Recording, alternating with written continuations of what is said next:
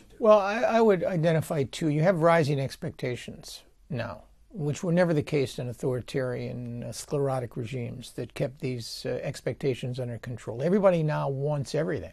They want an improvement in the economy, they want transparency, they want respect for human rights, they want good governance, they want the water, the trains to run on time. And the capacity of all of these regimes to meet all of those expectations seem to me to be highly improbable and unrealistic. And that's going to be a major problem. The other issue is, can the politics of the Arab world, the new politics, do two things? Number one, can they share power?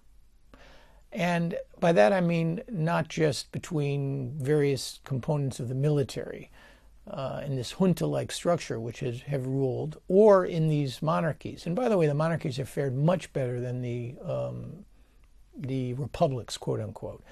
They've been able to co-opt in a better way. They're smaller. Their legitimacy factor is larger. But can they share power?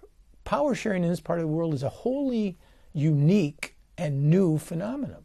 And finally, can they lose? That is to say, can political parties compete at the polls and lose, and then want to compete again without violating the norms and conventions and using violence and extremist ideology to make their case?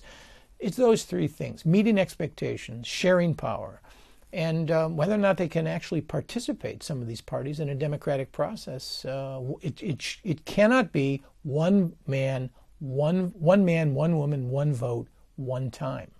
There's got to be a mechanism through which, and this, if you stripped it all away, the defining requirement for democratic life is the capacity and the ability to change power, somehow situated in some form of popular sovereignty at regular, constitutionally or legally sanctioned intervals, in which real power changes hands peacefully and according to some sort of sanctioned schedule.